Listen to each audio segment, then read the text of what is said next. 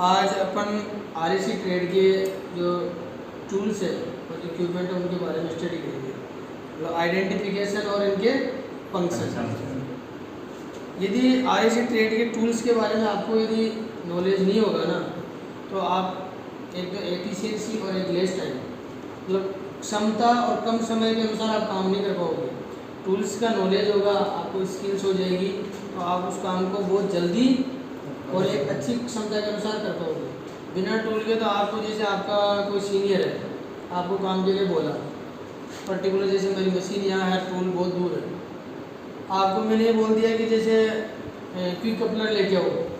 अब आप वहाँ जाके ऐसे ढूंढते रहोगे कि क्विक कपलर किसे बोलते हैं। इससे क्या टाइम अपना वेस्ट हो रहा है। जो काम 1 घंटे में होना है उसको 2-3 घंटे लग जाएंगे। और इन टूल्स को प्रॉपर यूज करने का अपने को तरीका भी आना चाहिए, नाम और उसको यूज करने का तरीका। पहला टूल है जैसे ये स्वेजिंग टूल, इसमें फ्लेयरिंग का भी है। स्वेजिंग टूल्स का मतलब होता है कि जैसे मेरे स्वेजिंग के एडोप्टर है, समान डायमीटर की कोई भी ट्यूब है, अब उसको अपने को ब्रेजिंग करके जोड़ना है, कि जोड़ नहीं पाएंगे क्योंकि एक तरफ का मुंह चौड़ा होना चाहिए। अब अपन इस स्वेजिंग टूल के द्वारा इसमें लगा के इसको हटा के और इसमें इसको लगाएंगे, और लगाने के बाद में है ना उस ट्यूब में डालेंगे। ट्यूब का फिर क्या होगा, डायमीटर चौड़ा हो जाएगा। एक तरफ डायमीटर चौड़ा होने के बाद में फिक्स करके अपन ब्रेजिंग कर सकते हैं। तो स्वेजिंग टूल का उपयोग कहाँ होता है, समान डायमीटर की समान व्यास की 2 ट्यूब को जहाँ जोड़ना हो, चाहे वो छोटी हो चाहे बड़ी हो। दूसरा अपना ये रेचेट है, रेचेट रेंच। इसको किसी भी सिलेंडर को, किसी भी वाल्व को क्विक, तो जल्दी से खोलना हो, जल्दी से हटाना हो। इसमें एंटी लॉकिंग सिस्टम है। आप क्लॉकवाइज डायरेक्शन में घुमा रहे हो तो दूसरी साइड से लॉक कर दो, एंटी क्लॉकवाइज में घुमा रहे हो तो उसको लॉक कर दो, और इसके अलग अलग डायमीटर पे आप उसको सेट कर सकते हो, जल्दी से खोलना हो सिलेंडर को। दूसरा ये आपका फ्लेयरिंग टूल है। किसी भी, जैसे अपने रेफ्रिजरेशन AC है, स्ट्रीट AC, उसमें सक्शन लाइन और डिस्चार्ज लाइन है। अब उसमें आपको फ्लेयरिंग करना हो, जैसे मैंने इसमें फ्लेयरिंग कर रखा है। फ्लेयरिंग करने के लिए मैं क्या करूँगा, इसको इसमें फिट करूँगा। फिट करने के बाद में इस ट्यूब को इसमें डाल के, और ये फ्लेयरिंग का एडोप्टर आगे लगा हुआ, इसको अपन ऐसे ऐसे घुमाते जाएंगे। तो अपन अभी तो केवल आपको टूल का मैं नाम और यूज बता रहा हूँ। पर्टिकुलर जैसे अपना प्रैक्टिकल आएगा तो अपन एक एक टूल को कैसे काम में लेते हैं वो मैं बताऊँगा। अभी केवल आपको टूल का नाम और उसका पर्पज क्या यूज़ करते हैं वो होना चाहिए। तो ये आपको आगे से क्विक कपलर, ये ऑटोमोबाइल जैसे ऐसी गाड़ियाँ वगैरह है, उनमें इसको क्विक कपलर तुरंत लगा दोगे, जैसे घर में गैस सिलेंडर पे लगाते हैं। इससे क्या होगा, एक तो लीक होने के चांसेस कम होंगे, इससे लीक नहीं होगा, अच्छी ग्रिपिंग फिटिंग के अकॉर्डिंग फिट बैठ जाता है तो लीकेज नहीं होगा। ठीक है। नेक्स्ट है अपना फिन कॉम। आपकी जैसे जितने भी फिन कॉम बेंट हो जाती है, बेंट रेडीमेड ही हो जाती है ना, तो कचरा फंस जाए, फिन कॉम के द्वारा अपन ऐसे करके कंडेंसर वगैरह में ऑपरेटर में फिन को सीधा कर देंगे। फिन सीधा होगी ना तो कंडेंसर में तो कंडेंसेशन से क्रिया होगी, और ऑपरेटर में ऑपरेशन की क्रिया अच्छी होगी। यदि बेंट होगी ट्यूब फिन से तो उनमें एयर पास नहीं होगी, तो सिस्टम अपना प्रॉपर काम नहीं करेगा। ये है वाल्व की। यदि सिलेंडर को ओपन करना हो, क्लोज करना हो, रेफ्रिजरेंट सिलेंडर को जब अपन चार्ज करते हैं गैस को या रिकवरी करते हैं, उस टाइम पे काम में आता है। फिर ये पिंच ऑफ वाल्व, ट्यूब को शॉर्ट टाइम के लिए अपने को पिंच करना हो आगे से, तो इसमें ट्यूब लगा के अपन इसको करेंगे तो यहाँ से पिंच हो जाएगी ट्यूब, इसमें डालने के बाद में इसको टाइट करेंगे, आगे वाले से ओपन हटा सकते हैं। ठीक है ना। ये डिजिटल एनेमोमीटर है, हवा का वेग वगैरह इनमें पता करने के लिए काम में आता है, सब डिजिटली दिखा रहे हैं।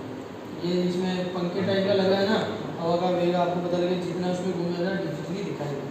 उसके बाद ये होता है temperature and humidity data logger. यदि आपको कमरे का तापमान और आर्द्रता, हिंदी में आर्द्रता कहते हैं, ह्यूमिडिटी को, ये पता करना हो तो इसके द्वारा किया जाएगा। इसको बोलते हैं सीजर, हिंदी बोलते हैं कैंची। किसी भी काटने के लिए अपने को जैसे काम में आती है। ठीक है। बेसिकली आपके घर के काम में लेते हैं, सबको पता ही है। ये है spring bender, spring tube bender, और ये ट्यूब बेंडर। आपको कॉपर ट्यूब को जैसे बेंड करना है तो इसमें कॉपर ट्यूब को लगाएंगे और ट्यूब को पूरा बेंड करने के काम में आता है। कोई भी कॉपर ट्यूब को जैसे 60 डिग्री, 90 डिग्री, 45 डिग्री, जितने भी डिग्री पे आपको उसको बेंड करना हो कॉपर ट्यूब, आपको हाथ से ऐसे बेंड करोगे ना टूट जाएगी, बेंड हो जाएगी। और स्प्रिंग बेंडर में क्या होता है, अपन इसके आर पार निकाल देंगे एक है, जैसे इसकी को छोटी सी ट्यूब आर पार निकाल देंगे, फिर उसको मैं ऐसे ऐसे बेंड करूँगा, तो वो भी बेंड हो गई ना 90 डिग्री। 90 डिग्री बेंड होगी तो ट्यूब भी अपनी टूटेगी नहीं, तो उसके फायदे के लिए ये होता है micron vacuum gauge. Micron vacuum बिल्कुल मिनिमम माइक्रोन के अंदर आपको वैक्यूम करना हो तो इसके द्वारा अपने को पता लग जाएगा। उसके बाद है फ्लेक्सिबल चार्जिंग पाइप, जिसको होज बोलते हैं। ये नाइट्रोजन चार्ज करना, वैक्यूम करना, गैस चार्ज करना, मतलब गैस डालना, इनके लिए काम में आते हैं, ठीक है ना। ये डिजिटल गेज है, डिजिटल कंपाउंड गेज, जो गैस कितने प्रेशर पे आपने डाली उसमें दिखाएगा डिजिटल, ठीक है ना। ये हैलाइट लीक डिटेक्टर है, इसमें जैसे आप गैस के द्वारा इसमें आपको चालू करेंगे, गैस उधर लीकेज है, इसमें इसका हैलाइट लीक डिटेक्टर के द्वारा अपने को गैस लीकेज का पता लग जाएगा। जहाँ गैस लीकेज है सिस्टम में अपन उसको रिपेयर कर देंगे, ठीक है। ये स्लाइम साइकोमीटर है। स्लाइम साइकोमीटर का काम होता है, स्लाइम साइकोमीटर, इसमें जैसे किसी भी कमरे में आर्द्रता का तापमान, आर्द्र जो गैस है उसका तापमान कितना है, मॉइस्चर गैस कितना है, ये उनके द्वारा, इसके द्वारा स्लाइम साइकोमीटर के द्वारा पता लगाया जाता है। ये डिजिटल टेकोमीटर है। डिजिटल टेकोमीटर के द्वारा आप कोई भी इक्विपमेंट फैन घूम रहा है तो उसके अपन आरपीएम इससे देख सकते हैं। आरपीएम आप इसमें सेंस करेंगे तो उसको फैन के सूत्र में करेंगे ना सीट में, तो उसमें अपने को दिखाएगा कि कितने आरपीएम पे फैन रोटेट हो रहा है, ठीक है। उसके बाद है आपका ब्लोअर।